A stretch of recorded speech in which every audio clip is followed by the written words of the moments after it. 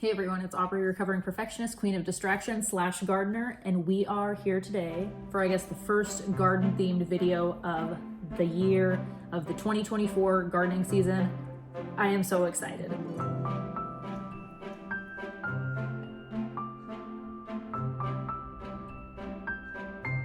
In a perfect world, I would have been doing this a couple weeks ago, but life happens and we're doing it now.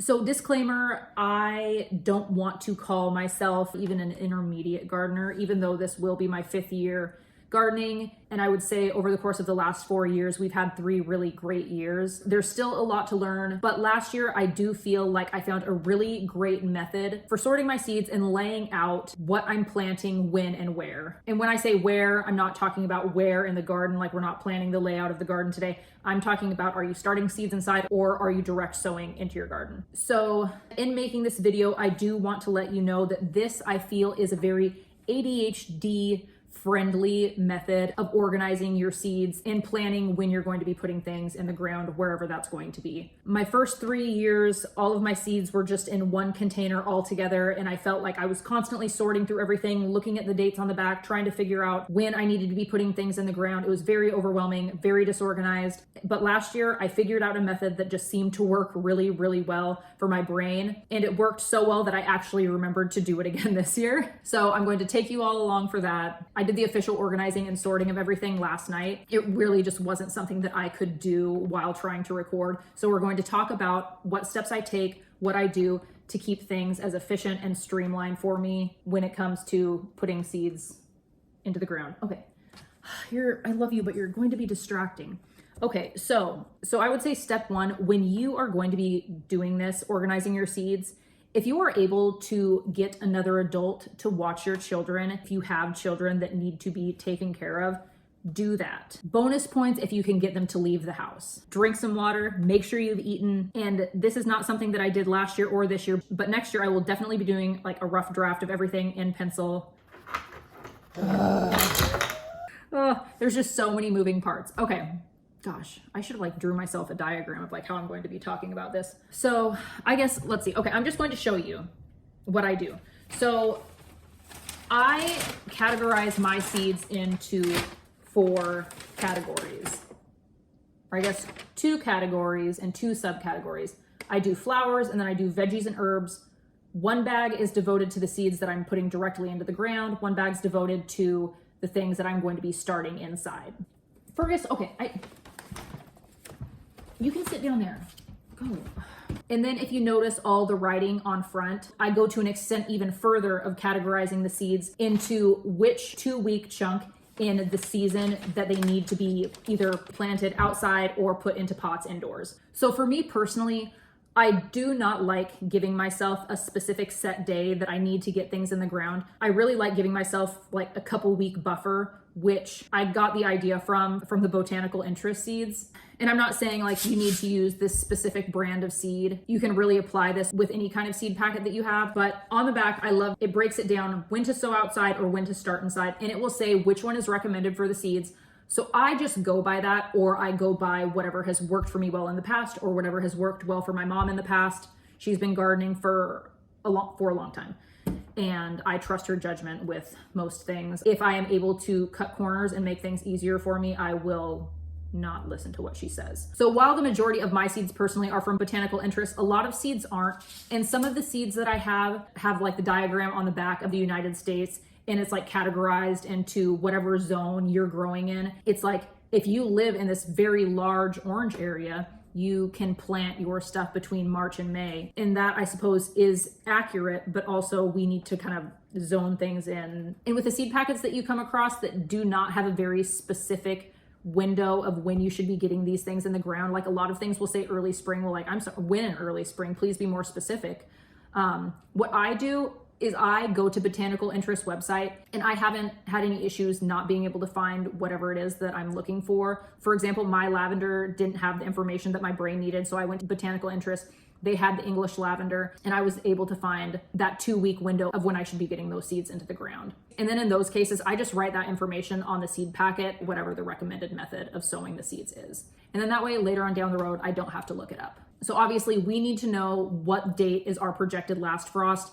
You can find this information on the Farmer's Almanac website. A lot of times you can just Google your zip code and then last projected frost date, and that will typically pop up. For us here, where we are in the Pacific Northwest, our projected last frost date this year, I believe, is April 19th. So that I have on my calendar right now. And then one thing that I did this year that was really helpful is it falls on a Friday. So each Friday I wrote like 1, 2, 3, 4, and then BLF before last frost. So I know that whatever Friday it is, it's 1 week before the last frost or 2 weeks before the last frost. And then I did the same thing for all of the weeks, ALF or after last frost. And that really helped me when I was getting everything organized and writing things on my calendar. I still got very confused and cussed a little bit. If you need to say some bad words while you're going through all this process, go for it. I guess first, what you really realistically need to do, get out all of your seeds. I had all of my seeds pretty much categorized already, but I did get a shipment of seeds from Botanical Interests a few weeks ago, and those all needed to be organized. So again, I organized those into the categories, all the veggies and herbs, all of the flowers, and then into the subcategories of whether or not I'm going to be starting them inside or if they're going to be sown directly into the ground outdoors. And then once I have all of those things organized in those 4 categories, I take it a step further. And then I look at the back of the seed packet and I'm looking for the recommended method of how to plant these, whether it's inside or outside, obviously. And then I'm looking for the week range. I wish that I had something here. I'm just gonna reach in this bag and hopefully that doesn't throw off my system too much. Okay. So like this one, recommended to sow outside 2 to 4 weeks after your last frost. So as I go through each seed packet, I organize it in a way to where priority is in the front and all the things that I'll be dealing with later are in the back. And then once I have all of my seeds organized like that, on the front of these paper bags that I use, for example, my veggies and herbs that are to be direct sown, I have when to plant. The things that I'm going to be dealing with first are things that need to be planted 4 to 6 weeks before last frost. And then I put whatever that date range is going to be. And that's where that calendar comes in handy. For whatever reason, working backwards in the calendar was really confusing and I made a lot of mistakes and had to squiggle a lot of things out. And that's why next year I will be writing in pencil. So I have the 4 to 6 weeks before last frost, and I know that between March 8th and March 22nd, that's when I will be planting my peas, my broccoli rabe, and my parsley in the garden. And then as we get further down, 2 to 4 weeks, 1 to 2 weeks, 2 to 4 weeks after last frost, make sure that you pay attention to the before and the after last frost. I caught myself a few times putting things in the wrong category. I'm sure if I didn't notice it during this process that I would have noticed it later when it came time to actually plant. And hopefully it wouldn't be too late, but it would just be me like almost accidentally planting something too early. And then one thing I did do differently this year that I didn't do last year is I gave myself an extra column to write the date sown. I don't know why exactly that would be useful information, but I'm sure it is. I know that some gardeners are just really good at tracking things, but me personally, I'm just not. So I'm trying to think. I'm trying to make sure that I give all of this information. This is one of those processes that just has so many moving parts and feels so overwhelming. But just getting through this hard step, I know that I will really, really thank myself for doing this in actually like I think a week when I actually start getting things not into the ground, but I'll be starting things inside.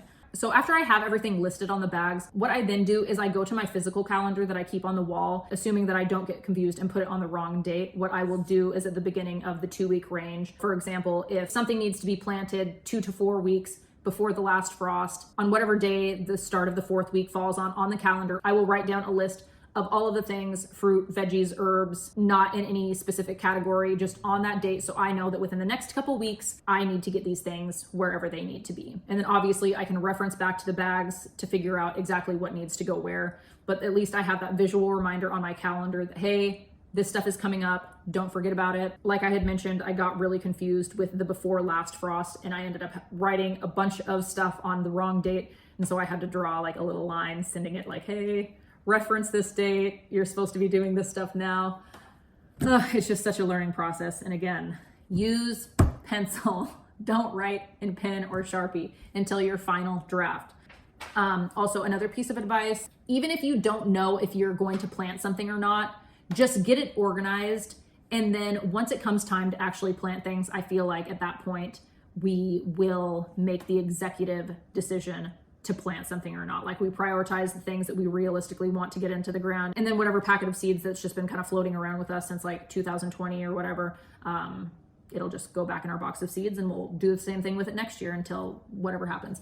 So that's my life. So I hope this was helpful. I hope this wasn't too confusing because I feel like I confused myself talking about it. So I guess to sum things up, step 1, put all your seeds in a pile, organize them into veggies and herbs, and then flowers, and then organize them again into things that you're going to be starting indoors and things that you're going to be starting outdoors. And then again, organize them into, I guess, a timeline of what needs to be planted soon versus later. Label your bags, write your week ranges, and then the date range that ends up being. List your flowers, veggies, herbs that fall under that window. And then I try hard to keep all of the seeds in order when I put them in the bags. And any clumps that end up being significantly larger than others, I will just rubber band those. And I know that I will thank myself in the future when I reach my hand into the bag and try and deal with whatever.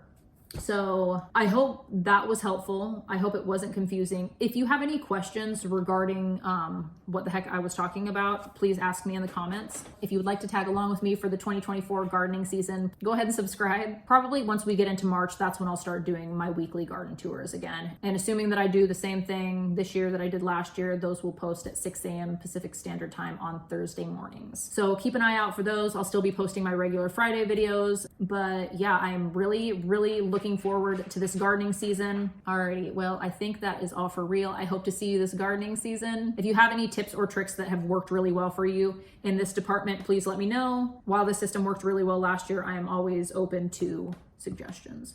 All right, I'm done. All right, I'm done talking, for real. I appreciate you taking a chunk out of your day to hang out with me. I will see you in the next one. As always, I love you. Have fun and be kind.